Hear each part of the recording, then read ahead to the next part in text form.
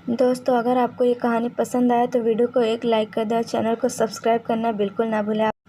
नव्या बचपन से ही बहुत जिद्दी थी, बिना माँ की बच्ची थी, इसीलिए सब लोग उसे संभालते थे। दादी की तो लाडली थी। उसके पापा सचिन की दूसरी शादी करने का प्रयास चालू था। यह 7 साल की बच्ची कुछ ना कुछ करके अपने पापा का रिश्ता जुड़ने नहीं देती थी।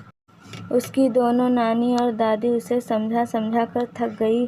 बेटा, सभी सौतेली माँ बुरी नहीं होती और हम हैं ना, तुम्हें अगर तकलीफ दी तो हम उस पर चिल्लाएंगे, डांटेंगे। लेकिन उसके मन में बार बार डर आ रहा था कि सौतेली माँ मुझे तकलीफ देगी, पापा भी उसका ही सुनेंगे और उसकी माँ की आखिरी याद, मतलब उसका मंगलसूत्र, यह भी उस सौतेली माँ को दे देंगे।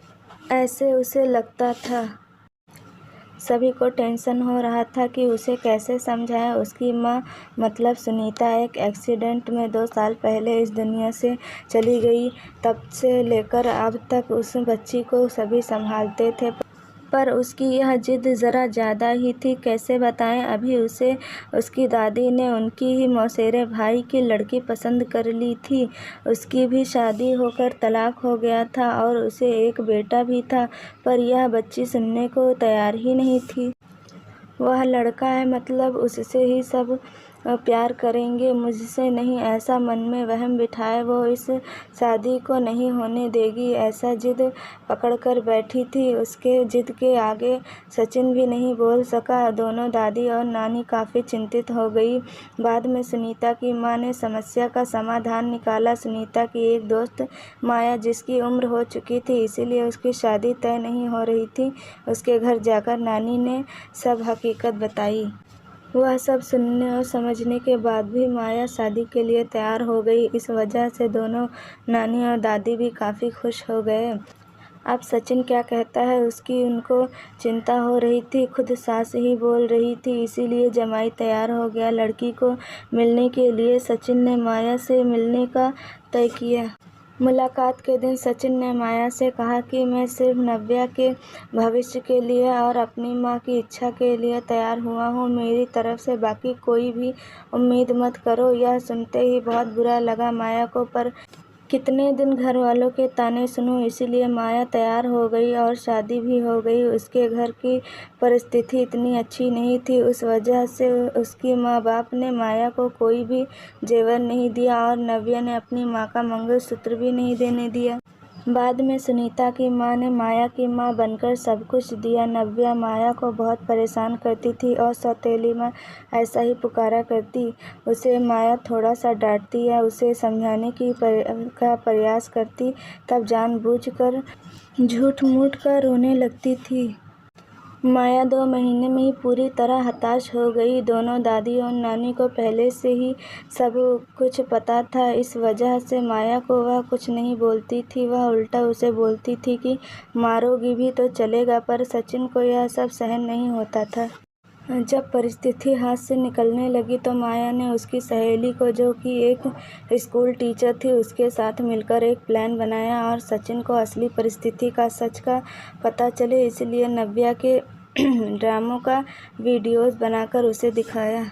पहले माया को ही गलत समझने वाला सचिन सारी सच्चाई से अवगत हुआ और उसने उन दोनों को धन्यवाद किया। प्यार से नव्या को समझाया कि इसके आगे तुम्हें माया के साथ अच्छा बर्ताव करना होगा, उसकी सब बातें सुननी होगी। हालांकि नव्या ने काफ़ी तमाशा किया, पर उसकी साइड लेने वाला कोई भी नहीं है, ये उसे समझ में आ गया। उसको माया पर बहुत गुस्सा आता था। माया उसे बहुत समझाती। धीरे धीरे माया और सचिन का रिश्ता भी सुधर रहा था, पर पति पत्नी जैसा रिश्ता उनमें नहीं था और वो सचिन ने उसे पहले ही बता दिया था। माया को बहुत बुरा लगता था। उसने अपनी इच्छाएं अपने मन में ही दबा दी। नव्या को उसने सौतेलापन कभी भी दिखाया नहीं, पर नव्या मात्र उसके साथ झगड़ा ही करती थी। धीरे धीरे नव्या बड़ी होती गई। सचिन हमेशा काम के लिए बाहर रहता था। माया नव्या के लिए हमेशा तत्पर रहती थी। उसने नव्या को बहुत प्यार से समझाने की कोशिश की, पर माया को हमेशा असफलता मिली। उसमें सचिन की माँ हमेशा बीमार रहती थी, उनकी वह देखभाल करती थी। उन्होंने एक बार माया को बुलाकर बताया, मुझे बहुत चिंता होती थी इस नव्या की, पर अब नहीं होती। तुम हो ना, अभी मेरा कुछ भी हो जाए चलेगा, पर तुम्हारे लिए मुझे बहुत बुरा लगता है। जिस बच्ची के लिए तुम इतना करती हो उसे कीमत ही नहीं है।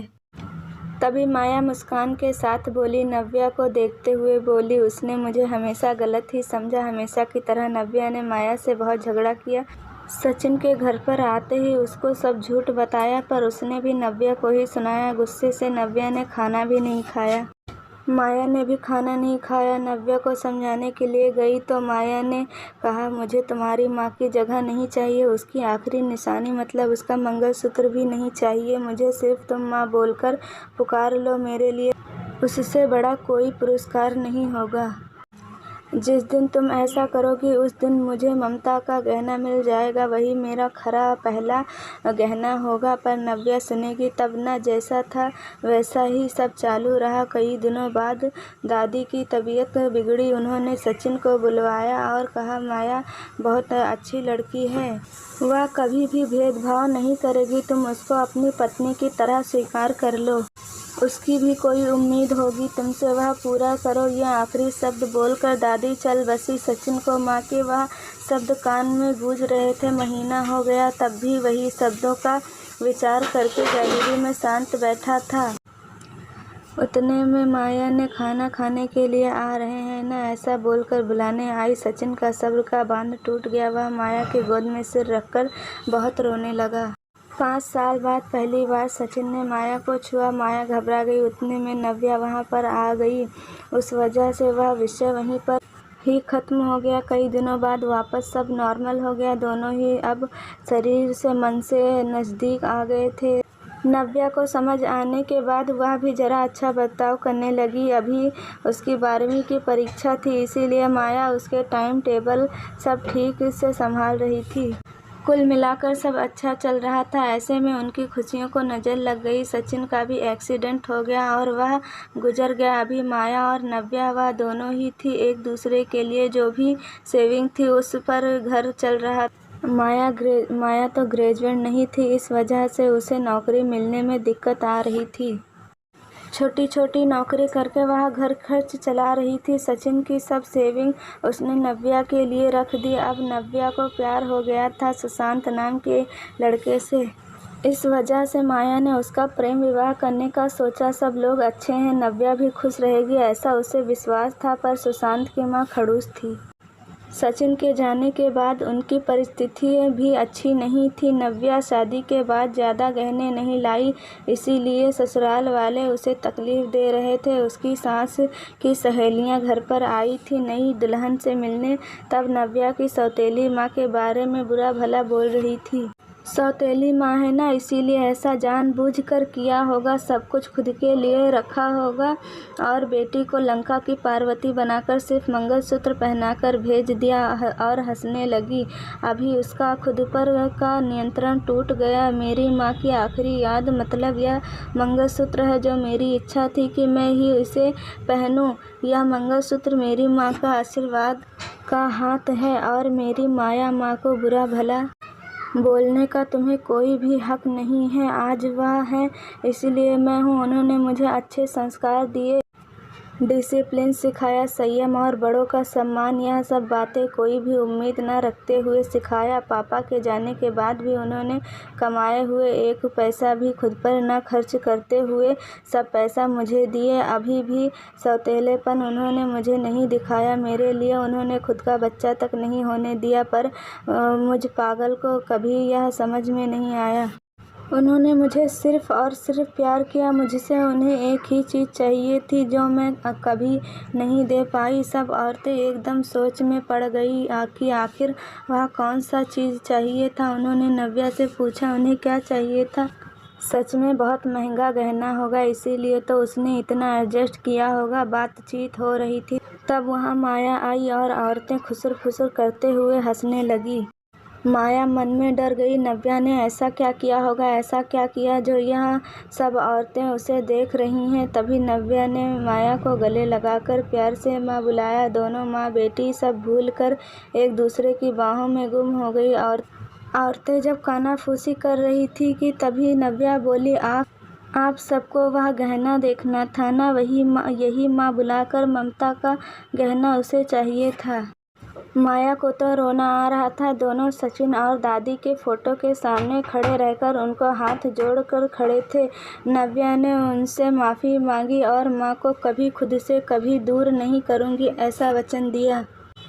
आपको कहानी कैसी लगी कमेंट में ज़रूर बताइएगा और आप कैसी कहानी सुनना पसंद करेंगे ये भी बताइएगा। मिलते हैं अगली वीडियो में, तब तक के लिए अल्लाह हाफिज़।